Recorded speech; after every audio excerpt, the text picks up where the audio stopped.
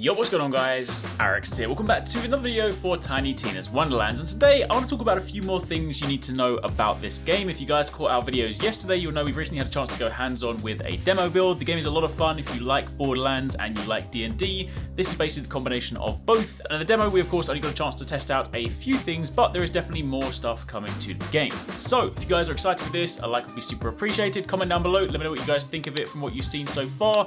And of course, do be sure to keep it locked for plenty more.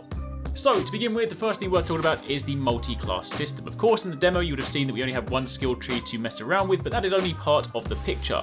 In the full game, there is going to be a multi-class system. Your primary class still stays the same, but multi-class is kind of like a little sort of sweetener to set you up on top. When your journey begins, you choose your starting class. Of course, there are 6 to choose from. You have the Berserker, the Clawbringer, the Graveborn, Spellshot, Spore Warden, and Stabbermancer. Clawbringer being the one that I definitely want to choose.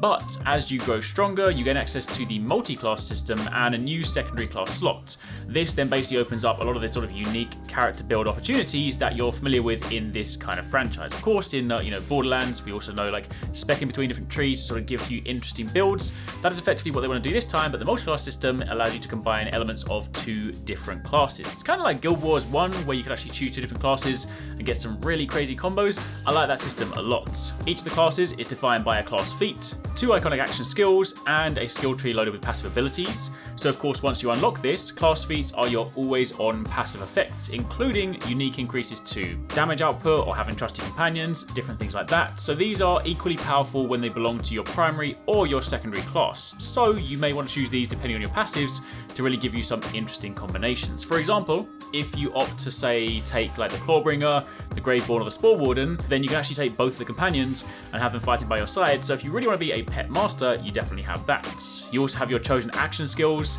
and of course they can be your biggest impact in sort of moment-to-moment gameplay. Action skills of course do have relatively short cooldowns, so you can use them pretty frequently.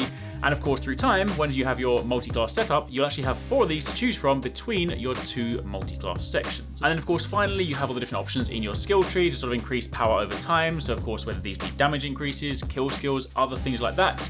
Basically you're going to have a couple of interesting skill trees to mix and match. So obviously you want to choose these carefully. It's also worth noting, once you complete the main story campaign, you will also unlock the ability to switch your second class should you choose. So of course if you decide you made a wrong choice, you can of course do that, but your primary class is forever. Now, in addition to this, while we didn't get a chance to test it out, there is of course character creation in this game. So of course you're no longer playing as a fixed Vault Hunter, you're instead playing as a customizable Fate Maker. And of course you get to pick your different appearances based on various options, or of course purely just cosmetic choice. Your appearance does have no impact on your build, so taller characters aren't stronger, for example, and asymmetrical eyes have no bearing on your ability to shoot straight, but what the many aesthetic options do give you is of course the ability to truly make your Fate Maker stand out. Everything from individual eyes and ears to facial hair, eyelashes, they can all be adjusted, even including things like facial tattoos and makeup. And if you really want to push the limits, you can engage the slider overdrive option, which disables the limitations placed by nature to get extra chaotic. So for those of you guys that want to make those horrendous looking characters, then it sounds like you can definitely do that. I like the fact there's also a lot of different races you can choose from in this one, so definitely there's lots of options to choose from. And additionally, you can also adjust their personality. Think of this as sort of like their attitude or their approach to the adventure. So of course, if you want them to be gallant or clever or strange, then of course you can also tweak their personality types to suit. In addition to this, of course, when you are building your character, you want to focus on stats. Once your class and starting look are locked in, you can then further tailor your build by tinkering with your stats. There are 6 basic attributes you can influence during character creation, and these will have gameplay effects. Your strength will influence your critical hit damage, dexterity for your base critical hit chance, intelligence for spell cooldown rate, wisdom for status effect damage, constitution for maximum health and ward, and attunement for action skill cooldown rate.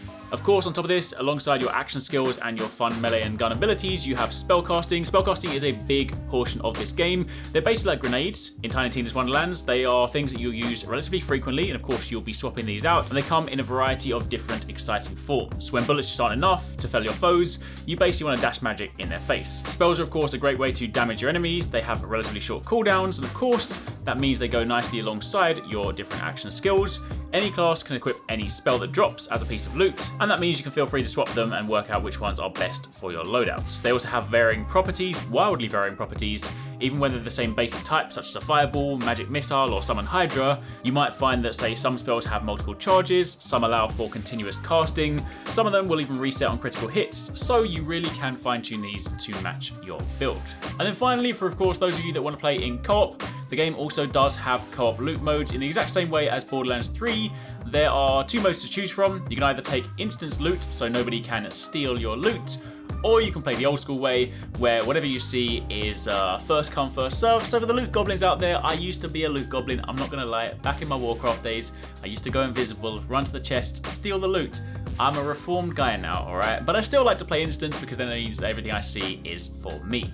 Anyway, with that being said, there's a few more things you need to know about Tiny Tina's Wonderlands. It is a game that I'm looking forward to checking out, so if you guys want to find out more about the game, then do be sure to keep it locked. If you have any questions, let us know. And if you missed some of the videos we uploaded yesterday, check out this for some gameplay of one of the classes in Tiny Tina's Wonderlands.